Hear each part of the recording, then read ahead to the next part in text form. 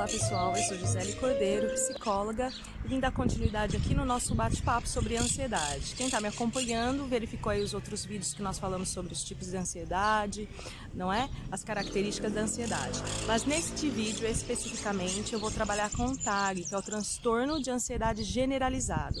É considerado um transtorno porque já é considerado uma enfermidade, uma doença, e ele consta lá na CID-10, tá? Que é o nosso relatório de psiquiatria e da medicina, onde são identificadas as enfermidades, as doenças. Não pode ser mais considerado ansiedade relacionado a traumas, tá? Porque os traumas agora e traumas pós-estresse, ele tem aí uma especificidade na CID-10. Então, ou seja, claro que depois de um trauma eu posso apresentar síndrome do pânico, a TAG, que é o transtorno de ansiedade generalizado, mas ele tem uma especificação aí, um trabalho terapêutico, inclusive, específico para traumas.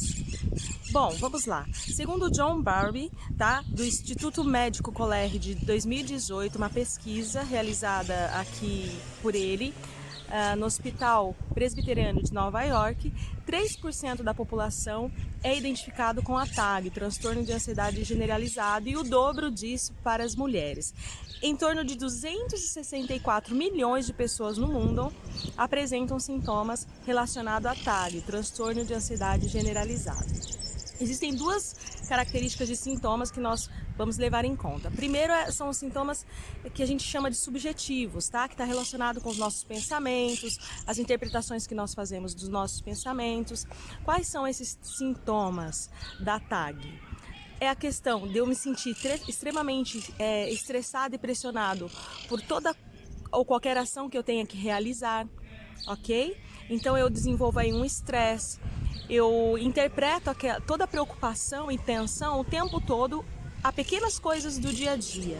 Se isso dura por 6 meses, e esse transtorno geralmente ele tem momentos que ele é muito mais, os sintomas são muito mais aparentes e presentes, em alguns dias menos, tá?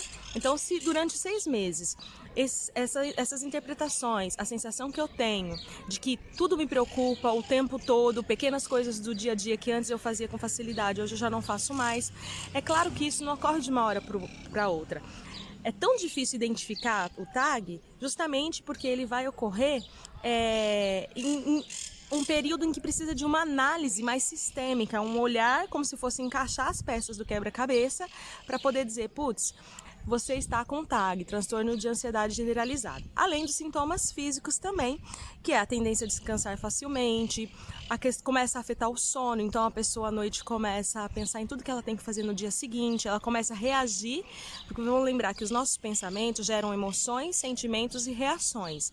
Então ela começa a reagir já a essa demanda que ela tem de coisas para fazer, por exemplo, no trabalho, e ela não consegue dormir, então começa a ter alterações no sono, alterações na alimentação, alterações no humor, com a característica da irritabilidade. A pessoa começa a ficar o tempo todo irritada.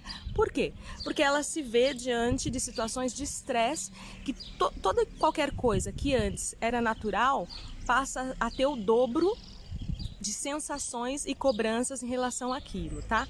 Então nós temos os sintomas subjetivos e os sintomas físicos. Começa a me afetar fisicamente eu apresentar esses sintomas que eu falei aqui com vocês, como tensão muscular também faz parte desses sintomas. Bom, como é que a gente faz o tratamento do TAG? Eu vou trazer antes disso, da gente falar do tratamento, sobre, por exemplo, eu peguei um caso há uns anos atrás, por exemplo, de uma pessoa que estava instabilidade do trabalho, ela não sabia se ela ia mandar embora ou não, porque começou na empresa que ela trabalhava, várias pessoas serem mandadas embora.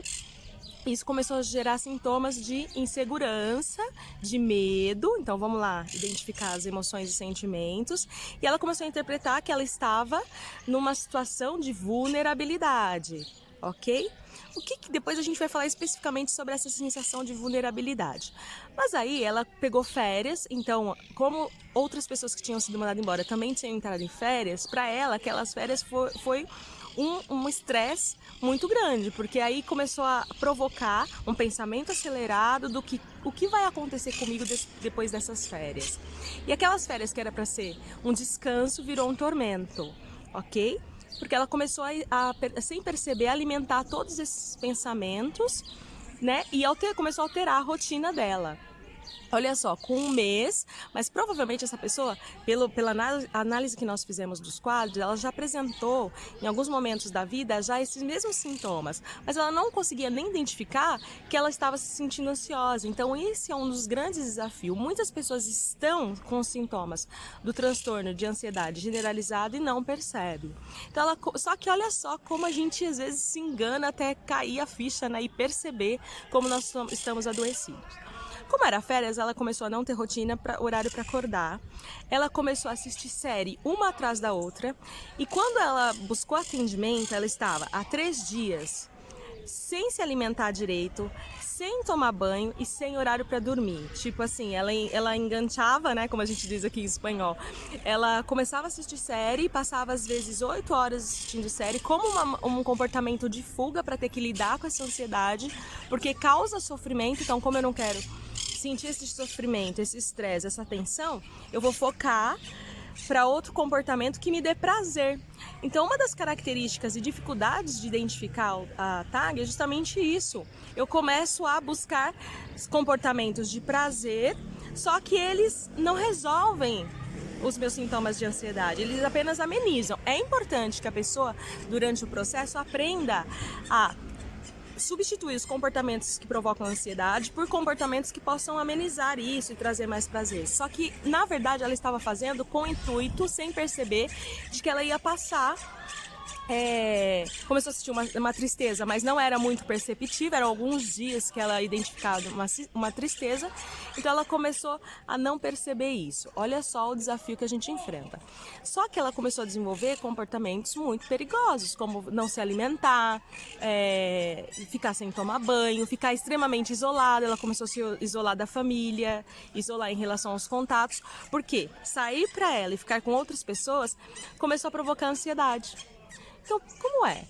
Uma das características, então, principais também do transtorno de ansiedade generalizado é que a gente passa a evitar situações que possam me provocar mais ansiedade.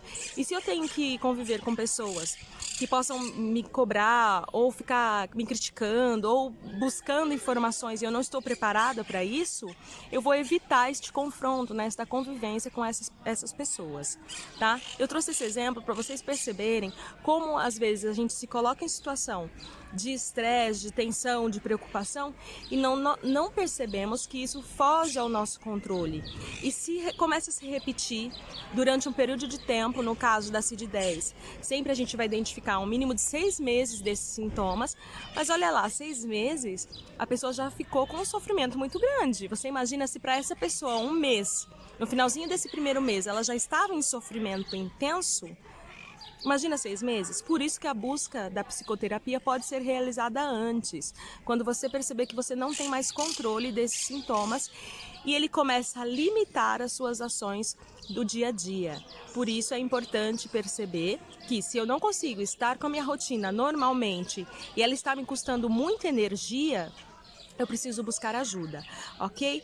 Qual é o tratamento que eu até comentei em outros vídeos? O tratamento para o transtorno de ansiedade generalizada é a busca do psiquiatra e da psicoterapia, para a gente trabalhar de uma maneira multidisciplinar.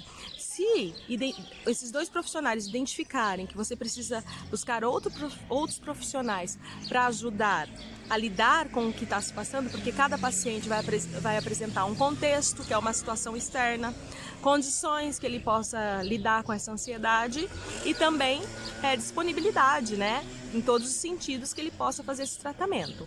Muitas pessoas buscam somente o medicamento, o psiquiatra, e aí ele vai entrar com as medicações próprias para esse tipo de transtorno, vai identificar o transtorno, mas aí quem que vai aprender, me ensinar, no caso, a manejar esses sintomas e esses comportamentos, a interpretar e dar um novo significado a esses pensamentos de preocupação. Quem vai me ajudar a perceber quais os momentos que eu me sinto mais tensa, quais são os momentos em que eu não sei lidar, quais os momentos em que eu uso como fuga, quais as situações específicas que me provocam essa ansiedade, quem vai me ensinar a lidar com os meus medos, com as minhas inseguranças e identificar essas percepções e me ajudar a ajustar estas percepções. É o psicoterapeuta. Como eu falei lá num vídeo anterior que tem por aí, é muito diferente nós sermos tratados por profissionais da área da saúde que têm competências e habilidades e conhecimento suficiente para ajudar que esses pacientes saibam manejar todos esses sintomas. Então vamos lá recapitulando, vamos dar um resumão aqui. Transtorno de ansiedade generalizada é considerado uma enfermidade que inclusive pode levar a afastamento. Existem sintomas subjetivos, que são aqueles sintomas que eu sinto ansiedade em momentos e situações que normalmente antes eu não teria. Ocorre com frequência, então qualquer ação fora do meu controle, eu começo a entrar num estado de defesa. Vamos lembrar que a ansiedade é uma defesa natural. E como natural, em algumas situações ela também é natural, mas não todo dia, o tempo todo, a ponto de aí vir os sintomas físicos. Então eu começo a não me alimentar direito, a não dormir, estado de tensão muscular, inclusive com dores musculares muito fortes, palpitações, dores de cabeça e inclusive outros adoecimentos como gastrite, dores no estômago, irritabilidade no intestino, tudo isso pode se associar. Outra característica que é muito comum é que ao longo dos 6 meses, se eu não faço o tratamento do TAG, eu posso desenvolver a depressão. O que é mais comum a gente encontrar no consultório? Pessoas que já estão em estado de depressão e quando nós vamos investigar através da anamnese, nós identificamos que essa pessoa começou tudo isso com o TAG, com transtorno de ansiedade generalizada. E aí desenvolveu a consequência disso também, que é a depressão. E aí vamos fazendo um trabalho em conjunto com o psiquiatra. Bom, espero que possa ter esclarecido para vocês, para que as pessoas que estejam sofrendo neste momento dessas queixas, possam perceber e principalmente buscar ajuda na área da saúde. A gente se vê nos próximos vídeos. Um grande beijo.